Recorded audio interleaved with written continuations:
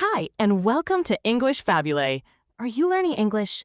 Great. Let's learn English with a very interesting story. Don't forget to subscribe, like, and comment. Let's get started. Have you ever heard of Shakespeare? Maybe in school? Or maybe you know some famous words like to be or not to be. Lots of people know Shakespeare. They know he was a writer from England, and he lived a very long time ago. People still talk about him today. You might know the names of some of his plays. Romeo and Juliet is a famous love story. Hamlet is about a prince and a big question.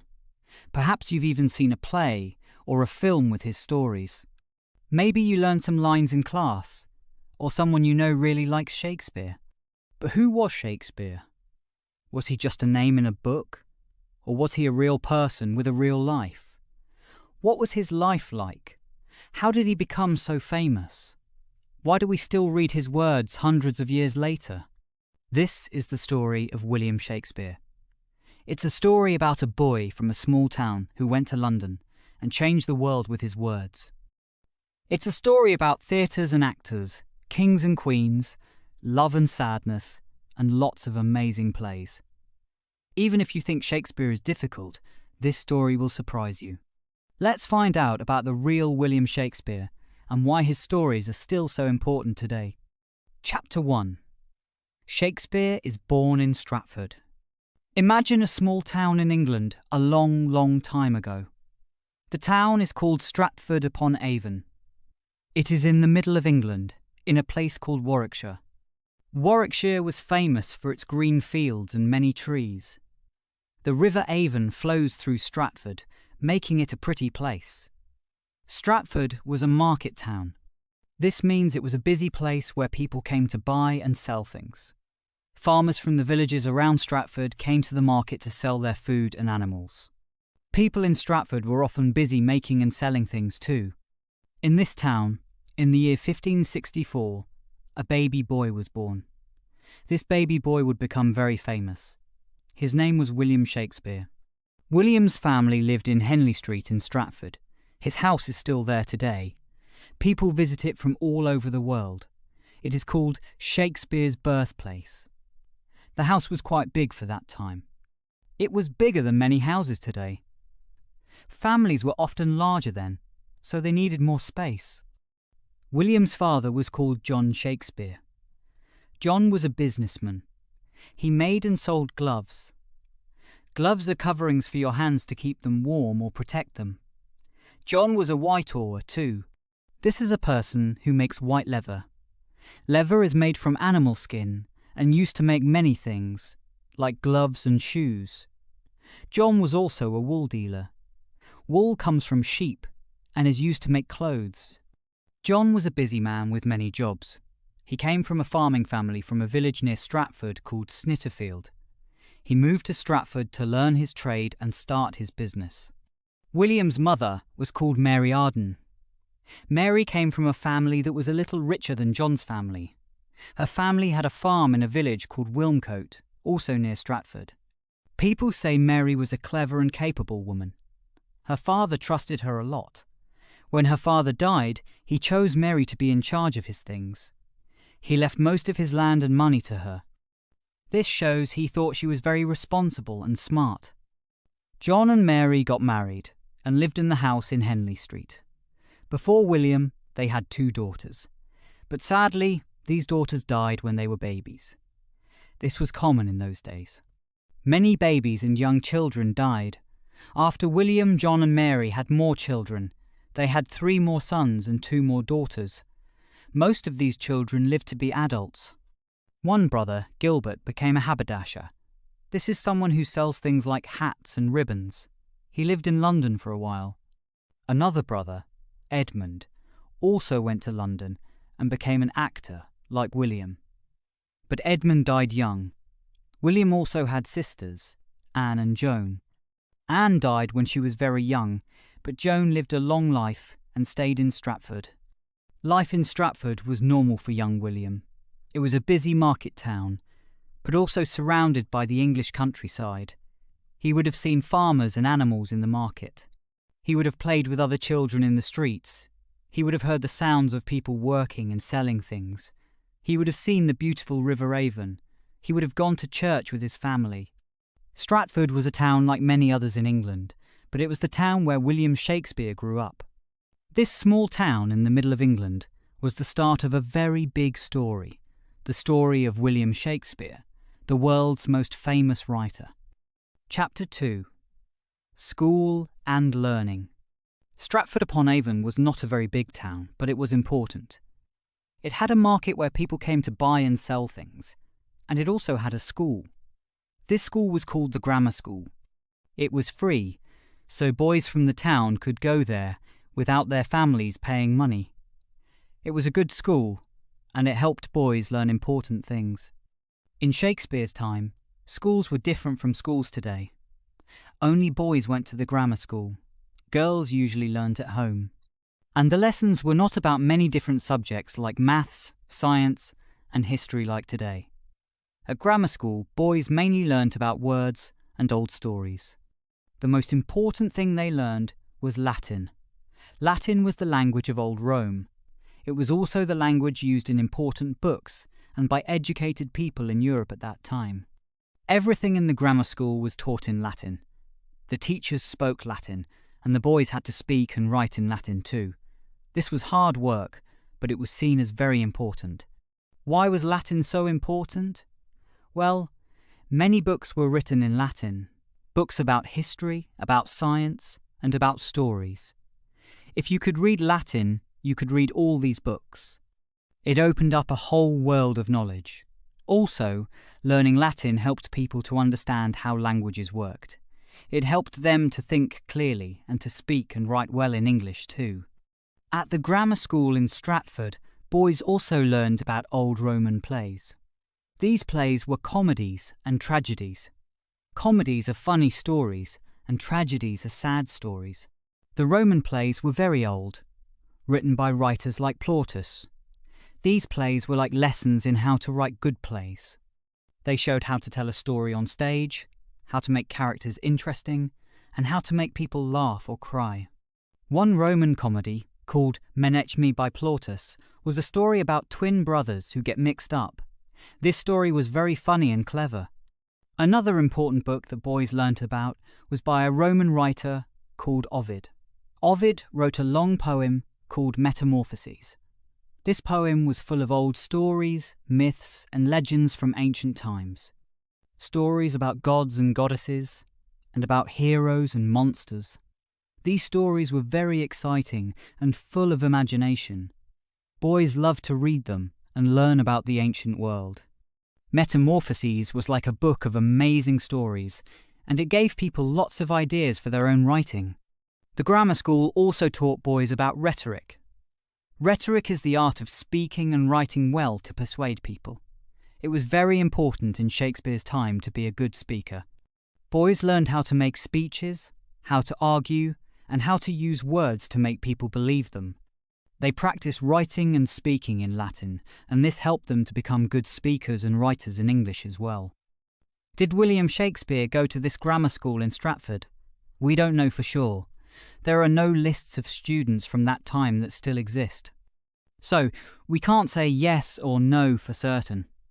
But many people think that he probably did go to the school. His father was a businessman in the town, and he was important in the town council. It was normal for sons of businessmen and town leaders to go to the grammar school. And we know that Shakespeare's plays and poems show that he knew a lot about the things that were taught at grammar school. He used stories from Roman plays in his comedies. For example, his play, The Comedy of Errors, is very similar to the Roman play Menechmi, and he used many stories from Ovid's Metamorphoses in his poems and plays. He even put some of these stories on the stage in his plays, like Titus Andronicus and Cymbeline. Someone called T.W. Baldwin wrote a big book about Shakespeare's learning. He said that the things Shakespeare learnt at grammar school would have been enough for him to write all his plays and poems. He showed that Shakespeare knew about Latin grammar, about Roman plays, and about metamorphoses. It seems very likely that Shakespeare learned all these things at the grammar school in Stratford. So, even though we don't have a list with his name on it, It is very probable that William Shakespeare went to the grammar school in Stratford, and it was at this school that he learned the basics of writing, storytelling, and the classical stories that would later become the foundation for his incredible work. This learning gave him the tools he needed to become the famous writer we know today. Chapter 3. Family and First Love. Stratford-upon-Avon was not a very big town, but people knew each other. William Shakespeare also knew a woman called Anne Hathaway. She lived in a small village near Stratford called Shottery. Maybe he saw her in the market, or at church. We don't know exactly how they met, but we know they got married. Anne Hathaway was not very young when she married William. She was about 26 years old. William was only 18. In those days, it was more common for men to marry when they were a bit older, around 24. So, William was quite young to get married. Anne was older than him, which was a little unusual. We know they got married in late 1582.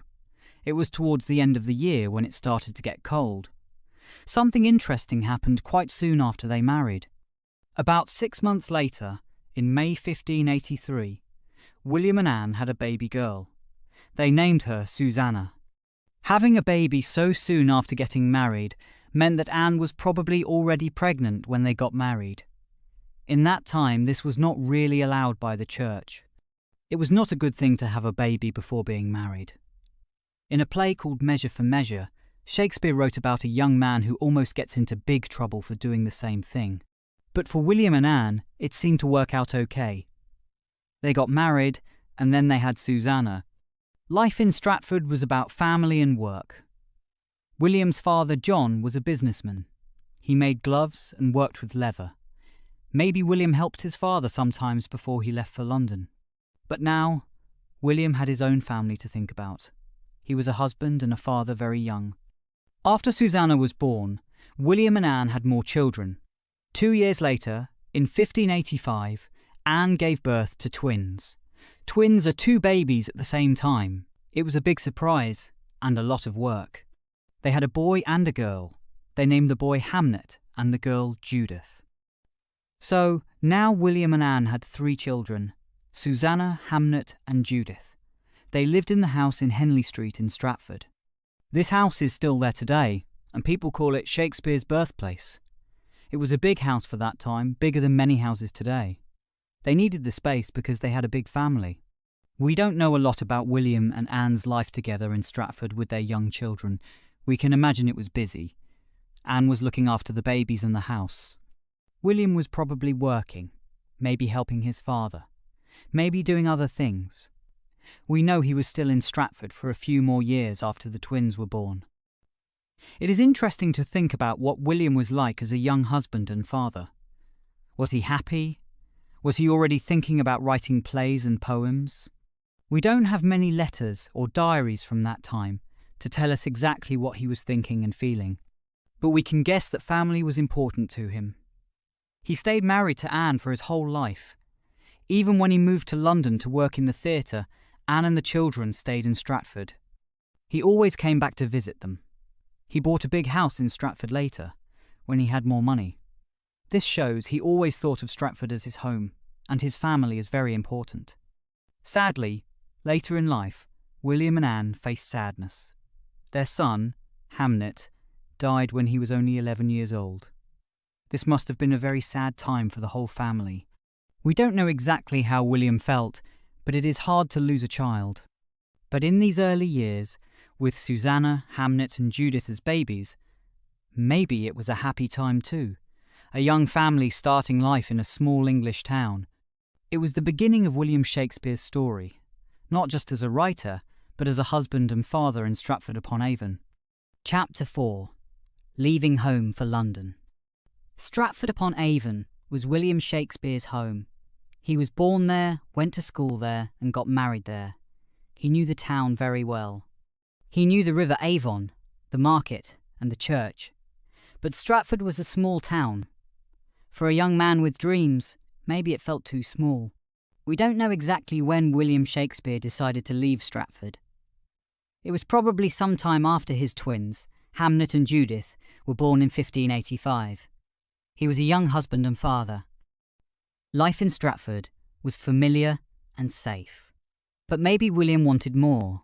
Maybe he felt a pull towards something bigger, something more exciting. London was calling. London was the biggest city in England. It was the centre of everything: business, politics, and also, very importantly, theatre. In London, there were playhouses. People went to see plays, to hear stories, to be entertained. For someone who loved words and stories, like William, London must have seemed like a very exciting place to be. Imagine London in the late 1500s. It was crowded and noisy. The streets were busy with people, horses and carts. There were tall buildings and grand houses, but also narrow, dirty streets. It was very different from the quiet countryside around Stratford. London was full of opportunities, but also full of dangers. It was a place where a person could make their fortune or lose everything. We don't have many clear records about William Shakespeare for a few years after 1585. These years are sometimes called the lost years. It's a mystery what he was doing. Some people think he might have worked as a teacher in the countryside. Others guess he could have worked for a lawyer. Maybe he even joined a travelling theatre group that came to Stratford. What we do know is that at some point, William Shakespeare made the big decision to go to London. We can imagine him leaving his family in Stratford. His wife Anne and his children stayed behind. This shows us that even though he was going to London to find his way in the world, Stratford was still important to him. It was still his home. Why did he go to London? Perhaps he wanted to be an actor. Maybe he wanted to write plays. We know he was clever and talented. He had learnt a lot at school. He probably loved stories and poems. London was the place to be if you wanted to work in the theatre. It must have been a big adventure for a young man from a small town. Leaving his family, travelling to a huge city, and trying to make a living in a new and unknown world. It was a brave step. And it was the start of William Shakespeare's amazing journey. We don't know exactly what happened when he first arrived in London. It's still a little bit of a mystery. But we know that soon he would become a very important part of the London theatre scene. His time in London would change his life, and the world of theatre forever. Chapter 5. The World of the Theatre. When William Shakespeare arrived in London, it was a very exciting city. There were many things to see and do, but one of the most popular things was going to the theatre. Imagine a place not like a cinema today, but something very different and very alive. This was the world of the theatre in Shakespeare's time. Theatres were new and quite special buildings. Before this time, plays were often performed in the courtyards of inns, or in big houses. But now, they had buildings just for plays. The first important theatre was called the Theatre. It was built in 1576 by James Burbage. Later, other theatres opened, like the Rose, the Swan, and the famous Globe. These theatres were not inside buildings with roofs like cinemas today. They were mostly open to the sky. Think of a big circle or a building with many sides. Around the edge there were galleries, like balconies, where people could sit. But in the middle, in front of the stage, there was just open space. This space was called the yard. People who didn't have much money could stand in the yard to watch the play. They were called groundlings. It cost just 1 penny to stand there. If you had more money, you could pay to sit in the galleries, where you could see better and stay dry if it rained a little. Rich people, important people, could even sit in special seats near the stage, called the Lord's Room. Going to the theatre was not just for rich people. People from all kinds of life went to see plays. There were rich merchants, poor workers, students, even Queen Elizabeth sometimes. It was a place where everyone could come together to be entertained. Imagine the noise. People talked, they ate, they drank, and they shouted if they liked or disliked something in the play. It was a very lively and noisy place, not quiet and dark like a cinema today. The stage was not like a modern stage either. It was a platform that stuck out into the yard. There wasn't a lot of scenery like in modern theatres. They didn't change backgrounds often. Instead, they used words to tell you where the story was happening. If a play was set in a forest, they might have a few trees on stage, but mostly you used your imagination. Costumes were important though. Actors wore bright and beautiful clothes.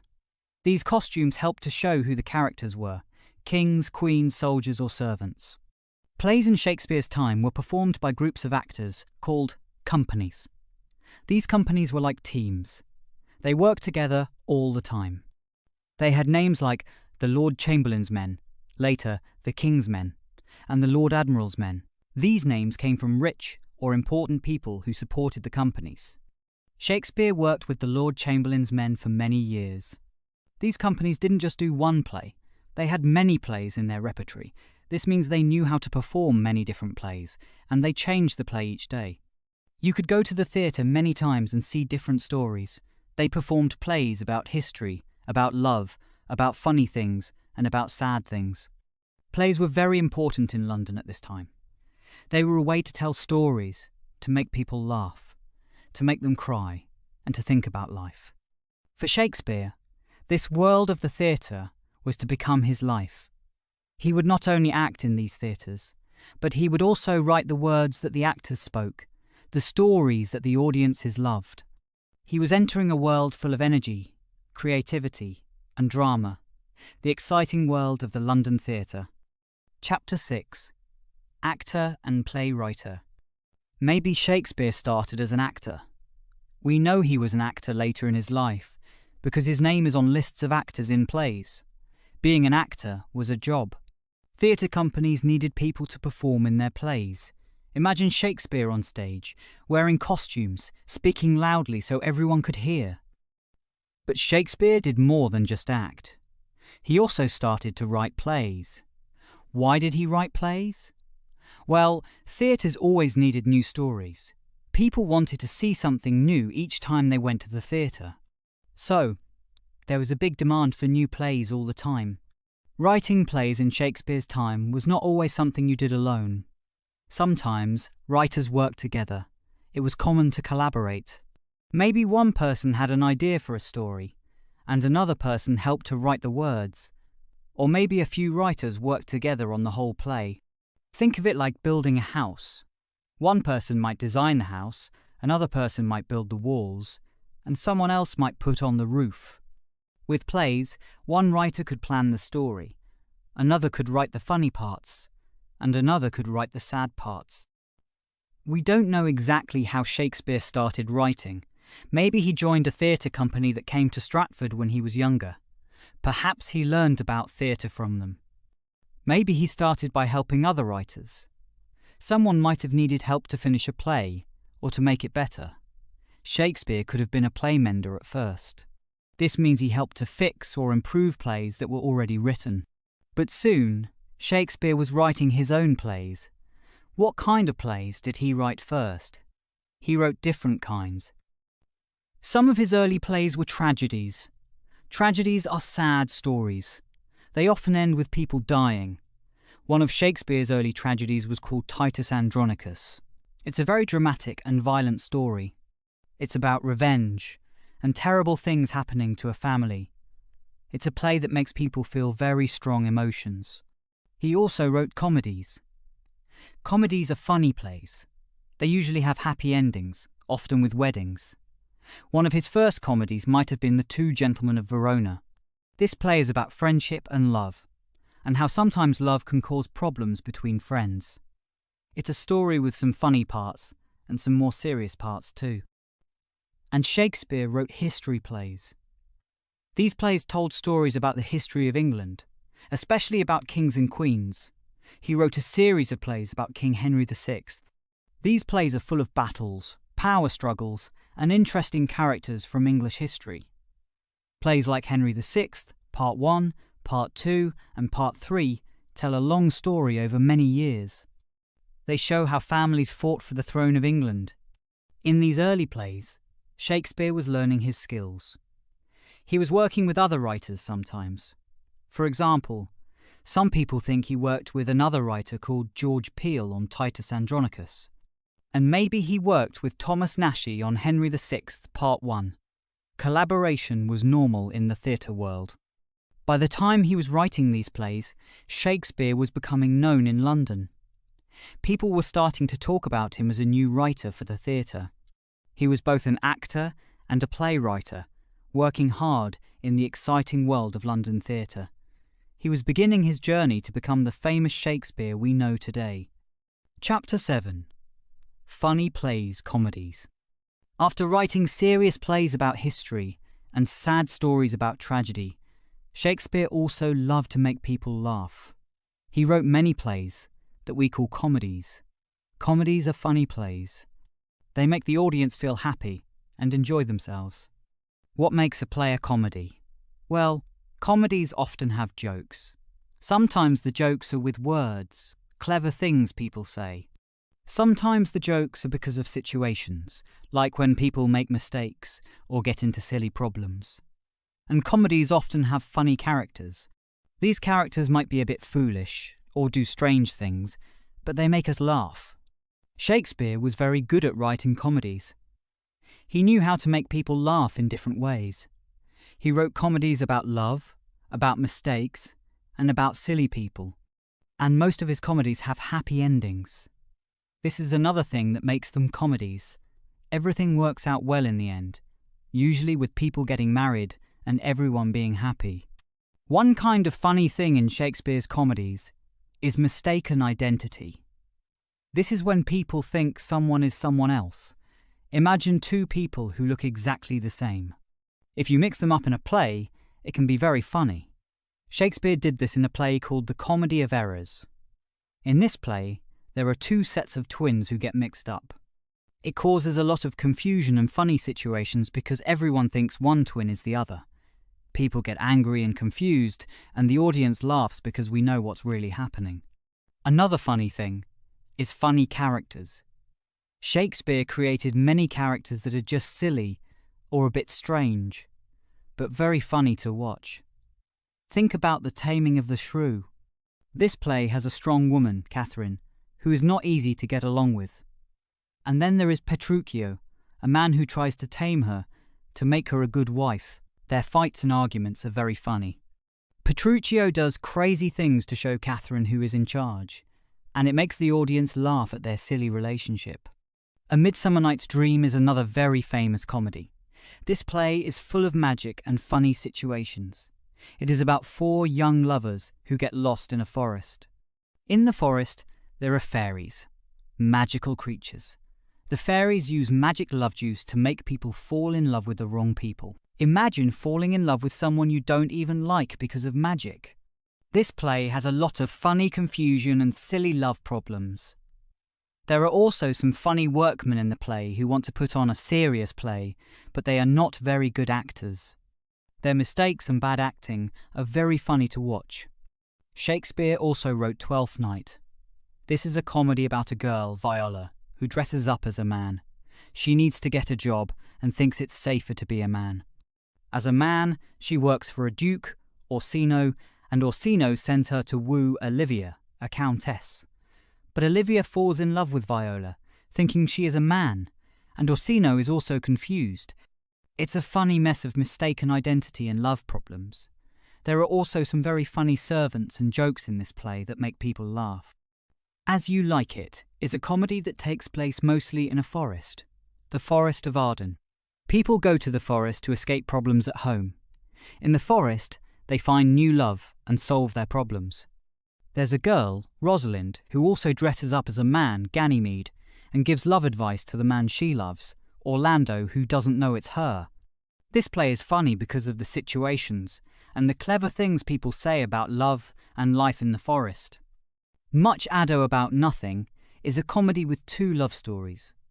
One is about Hero and Claudio, who are supposed to get married but someone tries to stop them.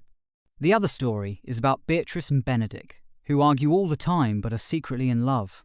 The funny parts come from Beatrice and Benedick's clever arguments and jokes. They pretend they don't like each other, but everyone else can see they are perfect for each other. And the silly policemen in the play, Dogberry and Verges, also make everyone laugh because they are not very clever but try to be important. Shakespeare's comedies are full of fun, jokes, and happy endings. They are plays that make people feel good. They show us silly situations and funny people, and they remind us that love can be funny and surprising. These comedies were very popular in Shakespeare's time, and they are still popular today because everyone loves to laugh. And Shakespeare knew just how to make them do that. Chapter 8. Stories from History, History Plays. In London, the theatres were always looking for new plays. People loved to see different kinds of stories. Shakespeare was very good at writing all sorts of plays, funny ones, sad ones, and also plays about history. These history plays became very popular. Why did people like history plays? Well, imagine you lived a long time ago. There were no televisions or internet to learn about the past. Plays were a way to see and hear stories about your country's history. It was like watching a movie about kings and queens from long ago, but live on stage. England had a very interesting and sometimes dramatic history. There were wars, brave kings, bad kings, and exciting events. People in Shakespeare's time were very interested in these stories. They wanted to know about the past and about the people who ruled their country before. Shakespeare used stories from English history books, like Holinshed's Chronicles. These books told about kings and queens, battles, and important events. Shakespeare read these stories and turned them into exciting plays for the theatre. One type of history play Shakespeare wrote was about kings named Henry. He wrote many plays about different King Henrys. One very famous play is called Henry V. This play is about King Henry V, who was a very famous English king. Henry V is a play about war and being brave. It tells the story of King Henry and his army going to war with France. People in the audience loved this play because it was about England being strong and successful. In Henry V, King Henry is a hero. He gives famous speeches to his soldiers to make them brave before battles. One very famous speech is called Once More Unto the Breach. In this speech, King Henry tells his soldiers to fight hard and be brave, even if it is difficult. These speeches were very powerful and made the audience feel proud to be English. The play shows the battles and the difficulties of war, but it also shows the bravery and courage of the English soldiers and their king. It's an exciting story about a king who wants to do what is right for his country, even when it is hard. Another kind of history play Shakespeare wrote was about bad kings and power. One example is Richard III. This play is about King Richard III. But Richard is not a hero like Henry V. Richard is a bad man who wants to be king, and he does bad things to get power. Richard III is a play about ambition and evil. Richard is a very clever and interesting character, but he is also very cruel. He will do anything to become king. He lies, he tricks people, and he even kills people who are in his way. This play is different from Henry V. Henry V makes you feel proud of England. Richard III makes you think about power, and if it is good to do bad things to get what you want, it is a darker story, but still very exciting to watch. In Richard III, you see how Richard becomes king in a bad way, and how he eventually loses everything. It's a story that shows that being bad and cruel does not bring happiness in the end. Shakespeare's history plays were not just simple stories. They were often about important ideas. They asked questions about what makes a good king, what is important for a country, and what happens when people want too much power. People in Shakespeare's time, and even today, can learn from these history plays. They are not just about the past, but also about important things in life, like being brave, being fair, and thinking about what is right and wrong. Shakespeare was very clever in how he wrote these history plays. He made history exciting and interesting for everyone who came to the theatre. His history plays were a big reason why people loved to go and see plays in London. They could learn about their past and be entertained at the same time. Chapter 9. Sad Stories, Tragedies. We know Shakespeare wrote funny plays, the comedies. They are happy and make us laugh. But Shakespeare also wrote very different plays. These plays are sad. We call them tragedies. Tragedies are stories about big problems. They are about people who have difficult lives. In comedies, everything usually gets better at the end. But in tragedies, things get worse. Often, in a tragedy, the main people in the story die. It can be very sad to watch or read a tragedy. Why did Shakespeare write sad stories? Well, life is not always happy. Sometimes bad things happen. Shakespeare's tragedies show us these bad things. They show us people making wrong choices. They show us people losing things they love. They show us people who are angry, jealous, or sad. Some of Shakespeare's most famous plays are tragedies. Let's talk about a few of them. One very famous tragedy is called Hamlet. Hamlet is about a prince. His father, the King of Denmark, dies. Hamlet is very sad. Then, something strange happens. Hamlet sees a ghost. The ghost says it is Hamlet's father. The ghost tells Hamlet that he was killed by his own brother, Hamlet's uncle.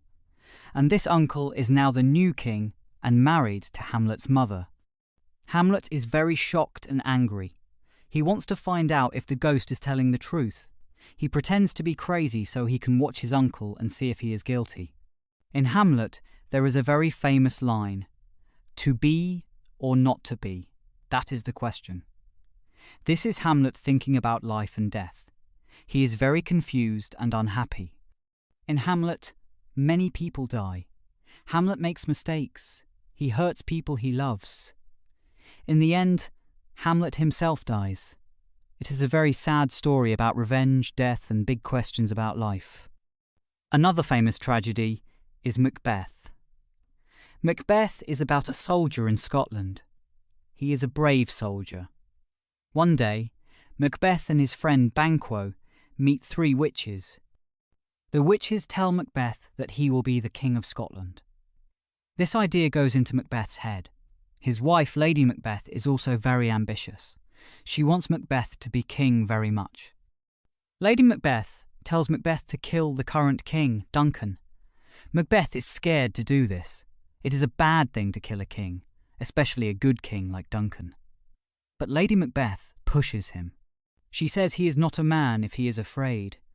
Finally, Macbeth kills King Duncan. After this, Macbeth becomes king. But he is not happy. He is scared that people will find out what he did. He does more bad things to stay king. He becomes a cruel and terrible king. Lady Macbeth also becomes crazy with guilt. In the end, Macbeth is killed, and Lady Macbeth dies too. Macbeth is a tragedy about ambition and how bad choices can destroy people. It is a dark and violent play. Othello is another tragedy. Othello is a general in the army. He is a good and brave man, but he is also a little bit jealous. Othello is married to Desdemona, a beautiful and kind woman. But Othello has an enemy, a man called Iago. Iago is very evil. He wants to destroy Othello. Iago tells Othello lies about Desdemona. He makes Othello think that Desdemona is not faithful to him. Iago is very clever and makes Othello very jealous. Othello starts to believe Iago's lies. He becomes very angry and sad. He does not listen to Desdemona when she says it is not true. In the end, Othello kills Desdemona because he is so jealous. Then he finds out that Iago lied. Othello is full of regret and sadness. He kills himself. Othello is a tragedy about jealousy and how lies and misunderstanding can destroy love and good people. Finally, let's talk about King Lear. King Lear is about an old king of Britain. King Lear is getting old and wants to divide his kingdom between his 3 daughters. He asks his daughters to tell him how much they love him. 2 daughters, Goneril and Regan, say very nice things, but they do not really mean them. The youngest daughter, Cordelia, is honest. She loves her father very much, but she cannot say big, false words. King Lear gets angry with Cordelia because she does not say what he wants to hear. He gives her nothing and divides his kingdom between the 2 bad daughters. This is a big mistake. The bad daughters are cruel to King Lear. They take away his power and make him very unhappy. King Lear becomes crazy with sadness and anger. He goes out into a storm. Cordelia, who really loves him, comes back to help him. But in the end, Cordelia dies. King Lear dies too, full of grief.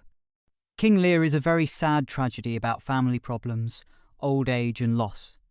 Many people think it is Shakespeare's saddest play. Shakespeare's tragedies are not easy. They are often long and can be difficult to understand. But they are also very powerful. They show us big emotions like love, hate, fear, and sadness. They make us think about important things in life, like death, choices, and what it means to be human. Even though they are sad stories, they are important stories. Chapter 10. The Famous Globe Theatre. London in Shakespeare's time was a city that loved the theatre. People wanted to see plays, and more theatres were built. Shakespeare and his friends were part of a theatre company. They were called the Lord Chamberlain's Men. They were doing well, writing plays and acting. But they had a problem. Their theatre was called the Theatre, but the land it was on, it was not theirs anymore. They had to leave. Imagine you have a house, but the land is not yours. This was like the theatre for Shakespeare's company. They had to move their theatre. It sounds impossible, but they did it. They took the wooden parts of the theatre and moved them to a new place. This new place was on the other side of the River Thames in Southwark. This area was outside the city walls and was known as a place for entertainment. There were other theatres there too, and places for bear baiting and other fun things. In 1599, Shakespeare and his company built a new theatre using the wood from the theatre. They called it the Globe.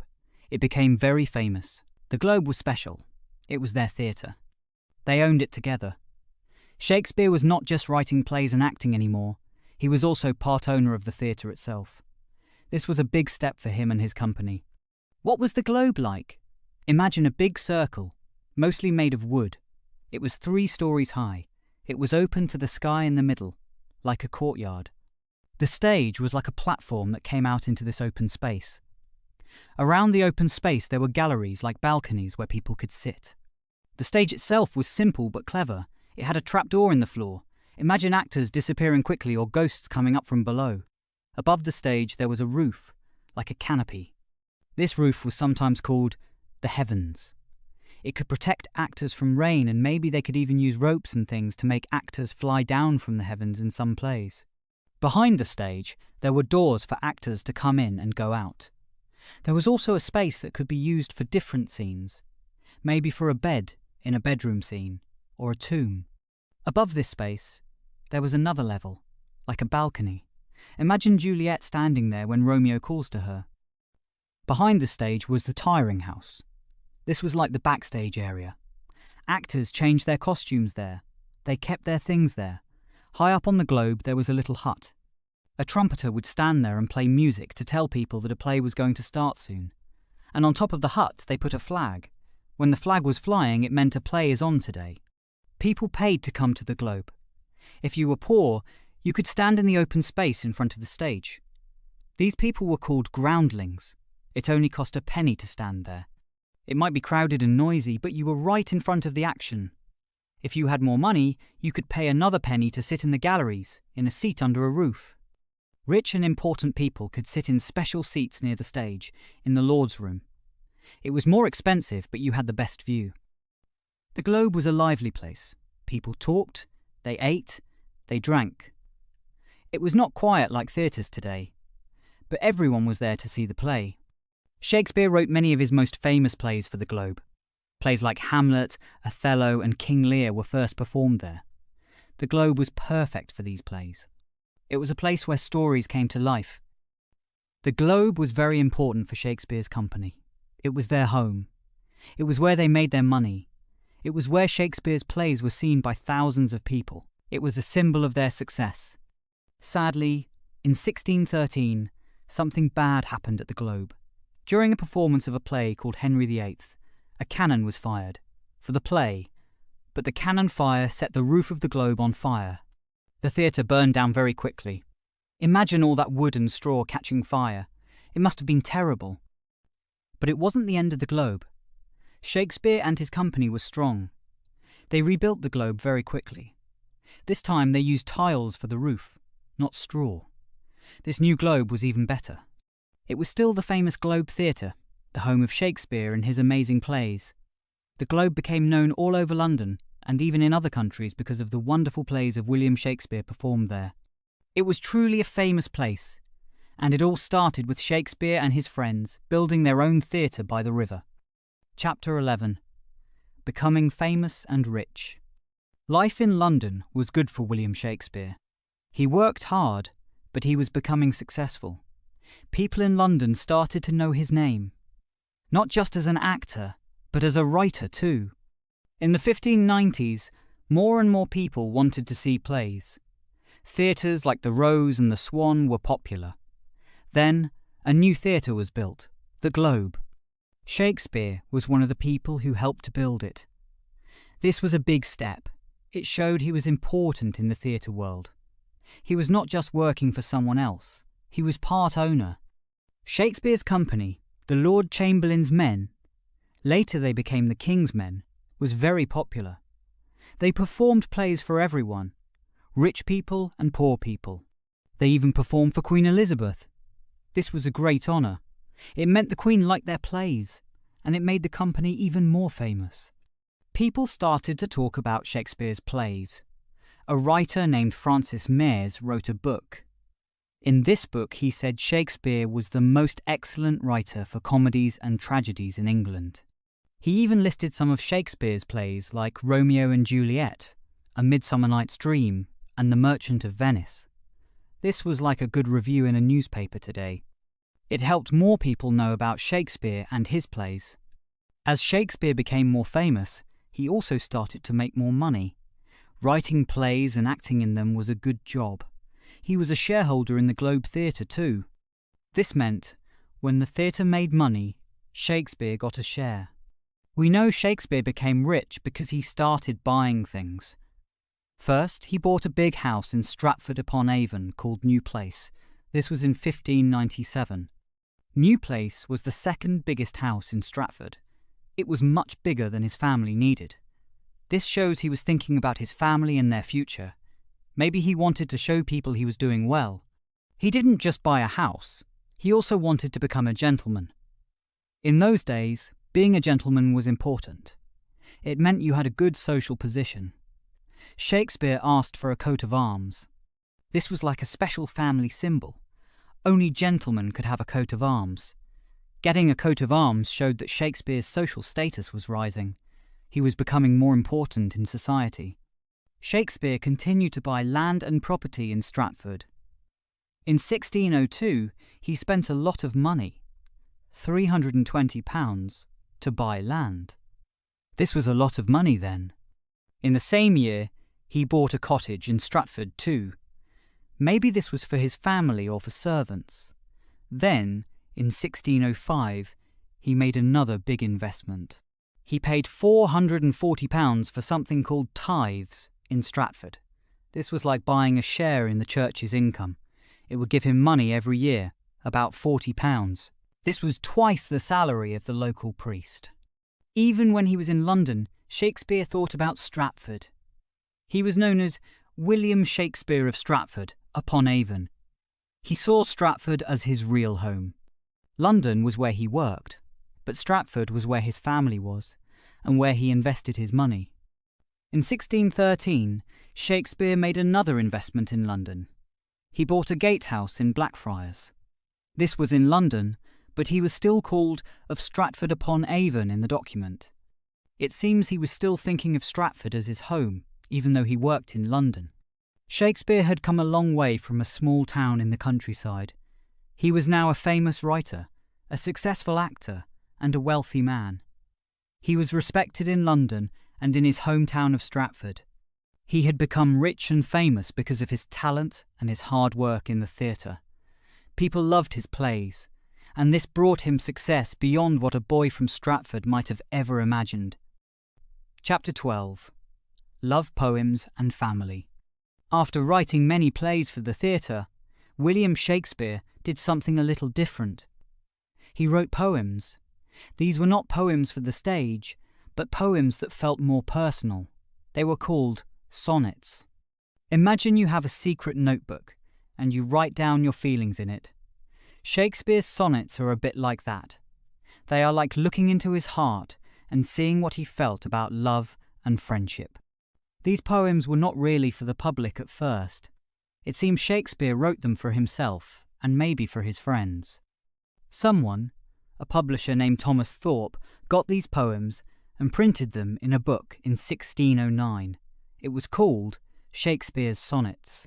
Many of these poems are about love, but not always love between a man and a woman. Some are about love for a young man, and some are about love for a woman. This was a little unusual then, and even now people still talk about who these poems were really for. Some of the sonnets are very famous. For example, there is one that starts, "Shall I compare thee to a summer's day?" In this poem, Shakespeare says that the person he loves is even better than a beautiful summer day. He says summer days are sometimes too hot or too windy, but the person he loves is always lovely and gentle. It's a very nice way to say you think someone is wonderful. Another famous sonnet starts, "Let me not to the marriage of true minds." This poem talks about what real love is. Shakespeare says real love is strong and doesn't change. It doesn't stop when things are difficult. It's like a star that guides ships at sea, always there, always true. People often read this poem at weddings because it talks about lasting love. But not all the sonnets are sweet and simple. Some are about problems in love. Some are about feeling jealous or confused. Some are about love that is not always happy. Shakespeare was honest in his poems. He wrote about all kinds of feelings, not just the easy ones. One thing many sonnets talk about is time. Shakespeare knew that time changes everything. People get old, beauty fades. But in his poems, he wanted to make love and beauty last forever. He thought that by writing about someone, their beauty and love could live on, even after they were gone. He believed poetry could make things immortal, like they would never die. While Shakespeare was writing these poems in London, his family was in Stratford-upon-Avon. He had married Anne Hathaway when he was young, and they had 3 children, Susanna and twins Hamnet and Judith. Sadly, Hamnet, his only son, died when he was just 11 years old. This must have been very sad for Shakespeare and his family. Even though Shakespeare was working in London and becoming famous, he always thought of Stratford as his home. He bought a big house there called New Place. It was one of the biggest houses in the town. This shows that even though he lived in London for his work, his heart was still in Stratford with his family. London was exciting, but Stratford was peace.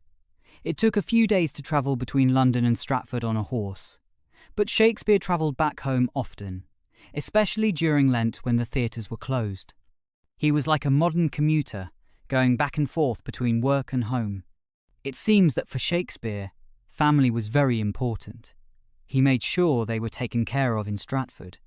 And even though we don't know much about his personal feelings for sure, his sonnets give us a glimpse into his thoughts about love, friendship, and life.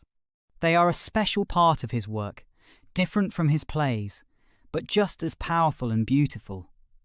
They show us another side of William Shakespeare, the man behind the famous plays. Chapter 13. More Tragedies, Big Sad Plays. Shakespeare was a very busy writer. He wrote many plays, comedies, histories, and tragedies.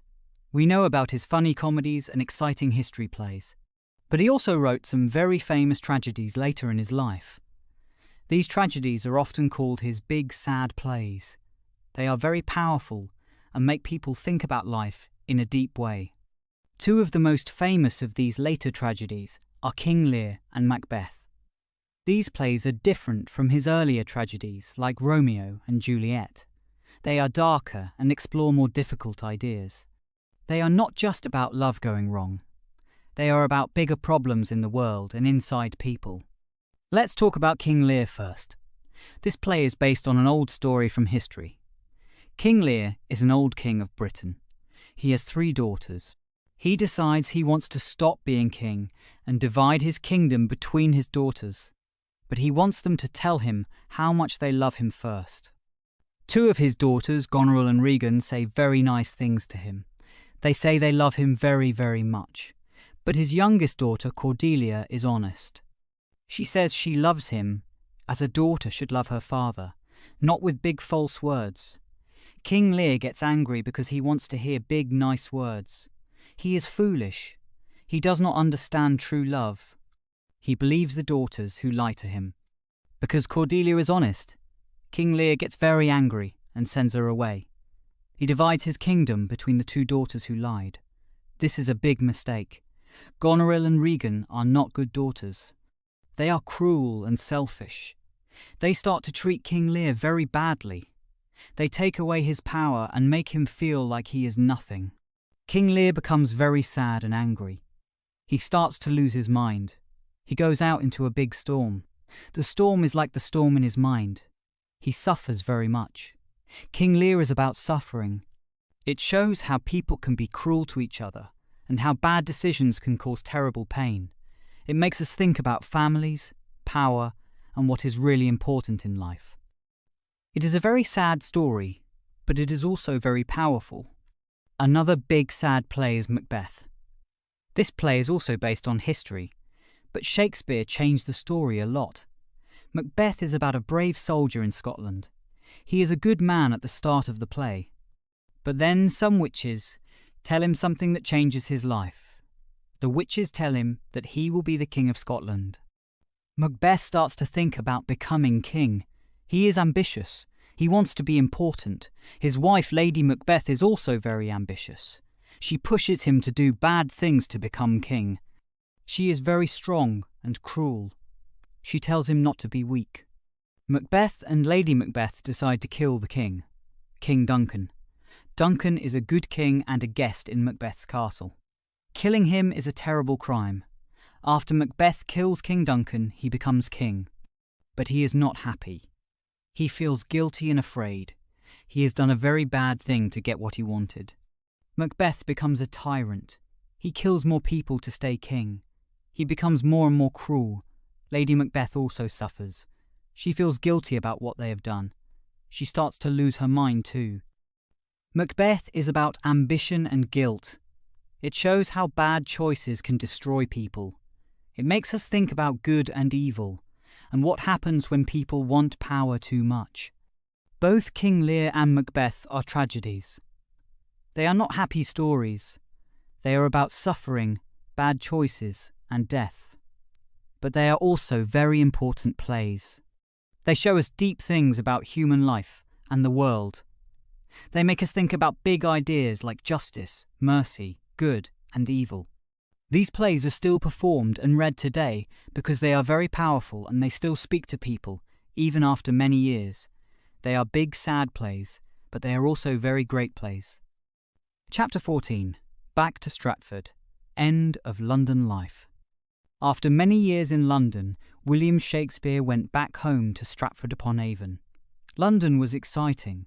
He wrote plays, acted, and became famous. But Stratford was different. It was his town. It was where his family lived. We know Shakespeare always thought of Stratford as home.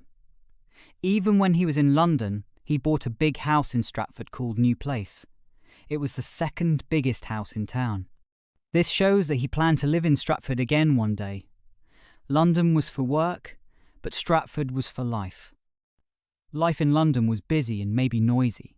Shakespeare lived in different rooms in London. They were not grand houses. In Stratford he had New Place. It was a large and comfortable house for his family. He bought it in 1597. He made sure his family had a good home. Maybe he was tired of London. London was a long way from Stratford. It took days to ride a horse from London to Stratford. Being away from his family for so long must have been hard. Perhaps he wanted to be closer to his wife Anne and his daughters, Susanna and Judith. His son Hamnet had died a few years before New Place was bought, and this sadness stayed with the family. In Stratford, Shakespeare was a rich and important man. He owned New Place and land in the town. People knew him. He was Master Shakespeare now. He was a gentleman. He had a coat of arms. This was a sign of his high status in society. He was not just a writer anymore. He was a businessman in Stratford. He bought more land. He invested money in the town. He was part of the community. People asked him for help. Richard Quiney, a man from Stratford, who often went to London for town business, wrote a letter to Shakespeare. He needed money for Stratford and asked Shakespeare for help. This shows people in Stratford knew Shakespeare was wealthy and could help the town. Life in Stratford was different from London theatre life. In Stratford, Shakespeare was not writing plays every day. He was probably still writing sometimes. but maybe not as much. He had more time for his family and for the town. He could walk by the River Avon, like when he was a boy. He could see the trees and fields around Stratford. This was the countryside he knew and loved. He still had friends in London. Actors like Richard Burbage and Henry Condell were his friends.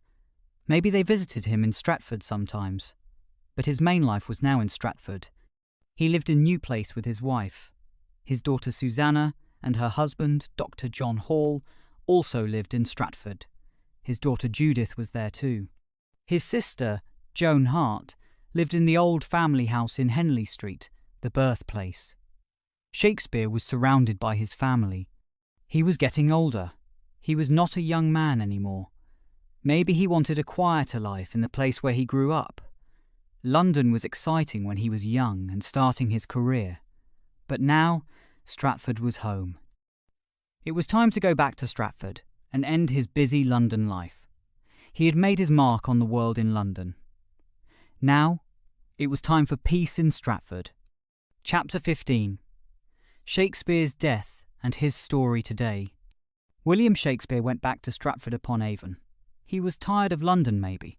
He wanted to be home with his family. He was a famous man now and a rich man. He had bought a big house, New Place, years before. It was the second biggest house in Stratford. He was important in his town. He didn't stop working completely. He was still involved with the theatre company in London. And he still wrote, maybe a little. He worked with a younger writer, John Fletcher, on some plays. One was about King Henry VIII. It was a big, showy play. Shakespeare also kept investing money.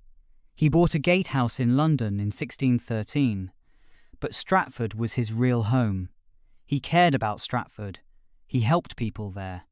He was a businessman in Stratford too. He bought land and property.